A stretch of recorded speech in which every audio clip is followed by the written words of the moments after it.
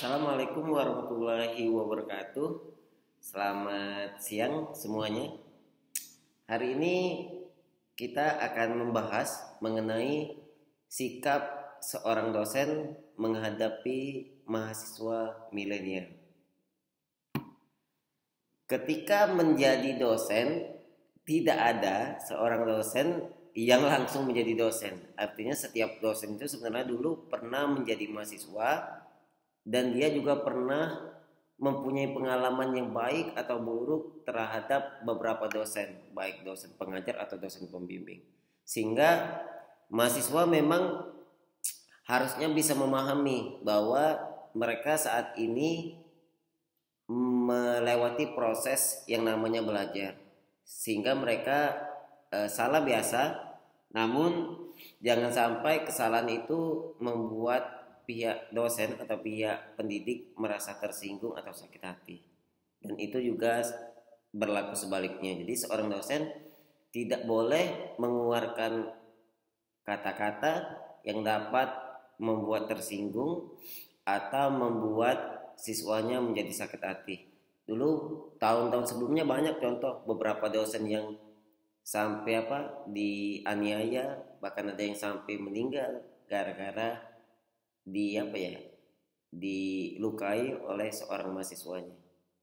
Dan sedangkan dari pihak dosen kadang-kadang mereka mempunyai sikap dan idealisme sendiri sebagai seorang dosen, sehingga harus ditemukan jalan terang dari kedua hal tersebut. Nah, kita akan bahas pada hari ini berdasarkan pengalaman yang saya alami selama menjadi mahasiswa dan selama menjadi dosen. Di beberapa penelitian sudah saya baca dari Fakultas Psikologi dan Ilmu Sosial Budaya dari Universitas Islam Indonesia, ada 8 sikap seorang dosen atau adab dosen kepada mahasiswa dari pandangan menurut agama Islam. Yang pertama adalah seorang dosen atau seorang pendidik harus sabar terhadap murid. Nah, terkait masalah sabar, kesabaran setiap dosen itu akan sangat berbeda-beda, karena ada dosen yang memang mudah emosian dalam tanda kutip apabila merasa tersinggung. Kemudian ada juga dosen yang bisa sabar. Namun yang harus kita pahami adalah seorang pendidik jangan cepat marah atau jangan cepat tersinggung, karena kadang-kadang diakuin pendidik atau dosen juga secara manusia memang tidak sempurna. Kadang juga ada melakukan kesalahan atau kekeliruan.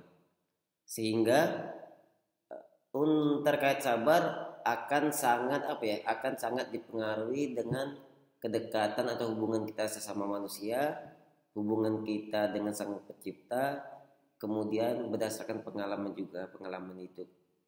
Karena banyak hal yang membuktikan bahwa emosi atau ketidaksabaran selalu merugikan si pelaku dan bagi orang lain. Itu sikap seorang dosen yang harus dimiliki, terutama menghadapi mahasiswa yang sekarang mahasiswa milenial. Kita akan sangat dekat dengan mahasiswa yang sibuk dengan teknologi, kemudian asik dengan dunianya sendiri, dan jangan pernah memberikan contoh yang tidak baik di sosial media kepada seorang mahasiswa kita. Contoh yang simpel begini. Ada seorang dosen, dia marah terhadap mahasiswa gara-gara ketika dosen tersebut mengupload sebuah status di sosial media, kita sebutkan WhatsApp, mengupload status, kemudian dikomentari secara tidak sopan oleh seorang mahasiswa. Si dosen akan marah. Padahal yang dipost atau yang di-share seorang dosen itu adalah informasi yang tidak cocok atau tidak sesuai dengan bidangnya. Misalnya dia mengupload tentang video beliau tentang joget-joget secara seronok misalnya, kemudian seorang mahasiswa laki-laki menggoda, kemudian dia mau marah. Nah, hal ini yang kadang dari sudut seorang dosen dia tidak merasa salah. Padahal ketika seorang dosen mengupload tentang sosial media, baik status ataupun kegiatan yang dia sehari-hari tentang pendidikan, akan kecil kemungkinan seorang mahasiswa melakukan atau mengeluarkan kata-kata yang tidak pantas kepada seorang dosen. Artinya apa? Artinya ada sesuatu hal yang dipicu oleh sikap dari dosen itu sendiri. Nah, itu yang harus dikurangi. Terutama bagi dosen muda, dosen-dosen yang masuk generasi Z, dosen-dosen muda, kita harus lebih bijak dalam bersosial media. Utamakan post, sebarkan kata-kata positif, kata-kata semangat, mimpi-mimpi positif kepada para mahasiswa kita. Itu yang coba saya bangun. Dan kalian juga harus mengikuti itu. Yang kedua, seorang dosen harus menggunakan bahasa yang mudah dipahami saat mengajar. Terkadang sering kita ketemu seorang pendidik mengajar dengan bahasa bahasa yang terlalu tinggi atau sulit dipahami. Padahal yang dia ajar adalah mahasiswa D3, bukan mahasiswa S2 atau S3. Sehingga kita harus dapat memilih contoh, memilih kata-kata, penjelasan, materi, dan praktek yang lebih simpel dan lebih cocok dengan tingkat pengetahuan dari mahasiswa tersebut. Nah, hal tersebut akan sangat dipengaruhi dengan pengalaman mengajar, kemudian memperhatikan cara mengajar kita pada saat ini. Public speaking sangat penting bagi seorang dosen, makanya ketika kita saat masih kuliah dan berniat menjadi seorang dosen, kita harus mulai belajar mengungkapkan pendapat, mengungkapkan saran secara bijak dan secara sopan dan benar. Jangan terlalu memaksakan pendapat kita sendiri. Kemudian sifat seorang dosen menurut penelitian ini yang ketiga adalah mendekatkan murid pada hal-hal yang terpuji. Nah, itu kata saya pada video-video sebelumnya, bahwa seorang dosen tidak akan terpaku dengan mengajar. Setelah mengajar keluar selesai. Bukan itu, tapi seorang dosen harus mendekatkan muridnya pada hal-hal yang terpuji.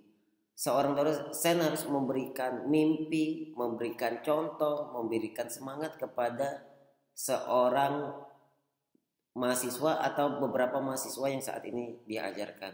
Makanya seorang dosen wajib juga kadang menceritakan pengalamannya. Misalnya seorang dosen menceritakan pengalamannya melakukan praktikum, mendapatkan pelatihan di luar negeri, kemudian menceritakan tentang sikap-sikap yang terjadi di situ, bagaimana mahasiswa luar negeri dengan fasilitas yang sangat bagus, dengan dosen yang juga berkualitas, kemudian semangat mahasiswa yang harus dicontoh. Jadi hal-hal positif harus terus digambarkan kepada mahasiswa kita, agar mahasiswa kita mempunyai mimpi yang lebih tinggi daripada mimpinya saat ini.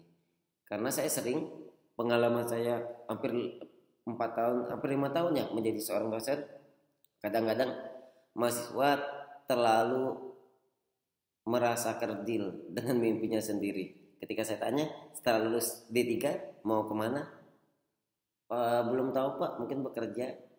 Mungkin masih jawabannya. Dan sampai saat ini saya belum banyak melihat mahasiswa saya atau mahasiswa di kampus yang sejenis dengan politeknik jenjang D3 mempunyai mimpi yang tinggi. Tidak banyak seperti itu ya menurut saya. Karena kadang-kadang mereka masih terpaku dengan hal-hal kecil dan suka hal-hal yang kerdil kata saya tadi. Sehingga seorang dosen kita harus menciptakan dan memberi arahan kepada peserta didik kita agar mampu bermimpi untuk lebih tinggi. Yang keempat, seorang dosen harus semangat dalam mengajar. Ya, wajib seorang dosen harus mencintai pekerjaannya, karena pekerjaan dosen, ilmu yang dia berikan merupakan amal jariah yang tidak akan putus. Ketika kita mengajarkan kebaikan, maka kebaikan itu akan terus mengalir kepada mahasiswa kita. Tapi apabila kita mengajarkan keburukan, maka keburukan itu juga akan mengalir dan menjadi dosa yang tidak putus-putus. Sehingga yang harus kita lakukan adalah Coba introspeksi lagi alasan menjadi seorang dosen, fokus dan passion kita kemana, kemudian semangatlah dalam mengajar, semangatlah dalam belajar, semangatlah dalam menerapkan Tridharma perguruan tinggi. Karena dosen harus fokus ke poin Tridharma perguruan tinggi. Yang keempat, yang kelima, dosen tidak boleh pilih kasih. Nah ini yang bahaya sebenarnya. Karena ada beberapa kasus waktu saya kuliah pada waktu itu, saya menemukan melihat beberapa teman dosen atau senior dosen memang sedikit dalam tanda kutip pilih kasih kepada mahasiswanya. Contohnya gini, ketika kita bimbingan tugas akhir, ketika seorang dosen laki-laki sangat ramah kepada mahasiswa bimbingan seorang perempuan. Wah, semua dibantu, semua dikasih arahan. Tapi kebalikannya ketika dia membimbing seorang laki-laki yang sama-sama laki-laki, susahnya minta ampun kadang. Semua dicoret, semua dimarahi. Nah, terkait dengan faktor situasi dan kondisi kita tidak tahu, tapi setidaknya sebagai seorang pendidik kita tidak bisa melakukan itu. Artinya apabila nanti generasi kita yang muda sekarang menjadi dosen yang senior, terapkan bahwa setiap mahasiswa itu sama, perlakuannya harus sama. Yang berbeda adalah keperluan atau tindakan yang bisa kita lakukan terhadap mereka. Dan tindakan itu tidak boleh didasari dengan gender, dengan gender terutama agama, ras, suku dan lain-lain. Bahwa seorang dosen harus berada di tengah-tengah, memberikan contoh yang baik dan tidak boleh pilih kasih. Itu sangat penting. Keenam, dosen harus bersikap ramah kepada seorang atau beberapa atau mahasiswa didiknya. Itu sangat penting. Dosen ramah menjadi hal yang wajib kepada seorang dibagi diri seorang dosen, tapi seorang mahasiswa juga harus mampu mengambil sikap. Karena kadang-kadang di era modern, di mahasiswa generasi sekarang, mereka akan sangat dekat dengan gadget, sehingga mereka kadang-kadang menghubungin pihak dosen itu kadang-kadang kurang ajar juga menurut saya. Dari sisi itu, saya beberapa kali ketemu dengan mahasiswa yang mau menghubungin dosen via WA tapi tidak dengan cara yang baik. Contohnya dia WA tidak menyebutkan nama, kemudian seolah-olah malah si mahasiswa yang mau ngatur jadwal seorang dosen. Nah itu kadang dosen tidak suka dengan tipe-tipe mahasiswa seperti itu. Saya pernah mendapat pesan dari seorang mahasiswa. Beliau berkata seperti ini, "Selamat pagi Pak, nama saya XXX dari kelas XXX.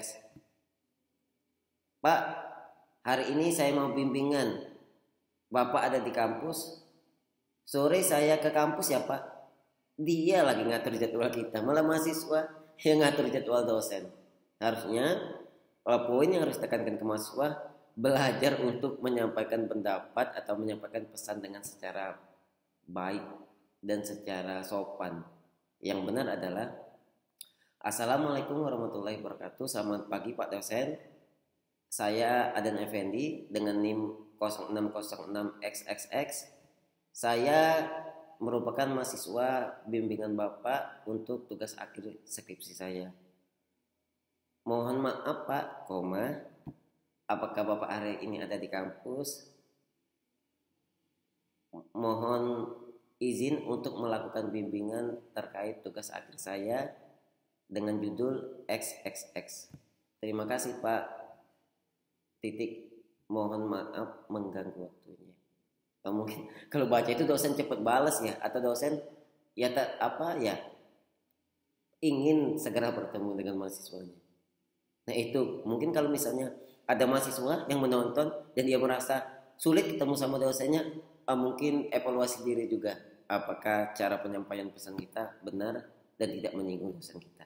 Yang ketujuh, seorang dosen harus mengajarkan interaksi sosial. Seorang dosen harus menyarankan mahasiswanya untuk dapat bersosialisasi dan dapat berkolaborasi, baik dengan teman angkatan, kakak tingkat atau prodi lain. Karena ketika seorang mahasiswa mampu berinteraksi, nanti public speaking, sikap, pengalaman dan lain-lain mereka akan berkembang. Makanya saya selaku dosen sangat menyarankan mahasiswa saya untuk ikut organisasi atau ikut lomba baik di dalam kampus atau di luar kampus, karena itu akan sangat membentuk karakter mahasiswa menjadi karakter yang lebih baik daripada hari ini. Yang terakhir, yang kedelapan, seorang dosen harus perhatian terhadap murid yang memang suka telat atau suka absen di saat perkuliahan. Dan saya pernah menjadi dosen wali ya selama 3 tahun pada tahun angkatan 2018, mahasiswa angkatan 2018 sampai 2021. Ketika kita menjadi dosen wali, kita akan melihat banyak keluhan dari mahasiswa kita, mulai dari orang tuanya broken home, kemudian dia tidak berminat untuk melanjutkan kuliah gara-gara dia tidak fokus dan dia tidak merasa didukung oleh orang tuanya tadi. Jadi dia merasa kehidupan ini kejam atau tidak adil baginya. Nah, sebagai dosen, upayakan kita hadir sebagai orang tua dan sebagai kakak dari para mahasiswa tersebut. Secara pribadi saya sering memotivasi mahasiswa saya terkait beberapa kasus mau berhenti kuliah atau kasus nilai yang jeblok, misalnya dapat E dan harus dihapus harus di drop out, kemudian kita tanya alasannya, ternyata orang tua sakit atau kekurangan biaya dan lain-lain, sehingga hal tersebut dapat kita komunikasikan ke pihak pimpinan kita atau ke pihak jurusan kita agar dapat diambil sikap dan pilihan yang sebijak-bijaknya kepada mahasiswa tersebut. Kemudian ketika kita menjadi seorang dosen, kita boleh perhatian kepada mahasiswa, tapi perhatian itu bukan perhatian dalam tanda kutip yang berlebihan atau pilih kasih. Karena kadang-kadang ketika kita perhatian dalam satu orang, misalnya ada yang pintar di kelas, kan kadang-kadang seorang dosen ini perhatiannya kepada mahasiswa juga yang berprestasi.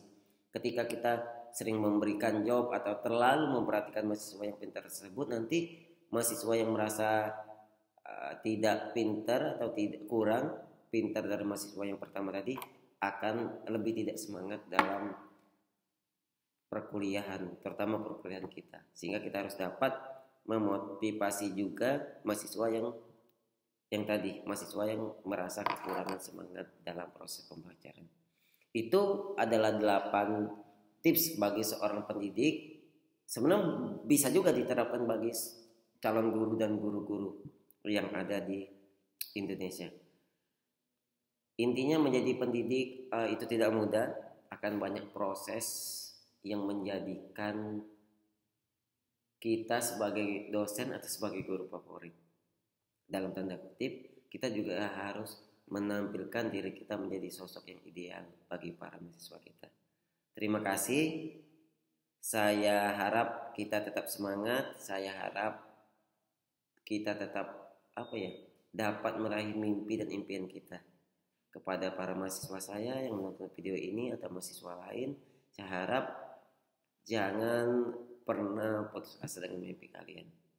Punyalah mimpi yang lebih tinggi daripada hari ini, karena suatu saat mimpi itu akan terwujud apabila kita berusaha dan berdoa.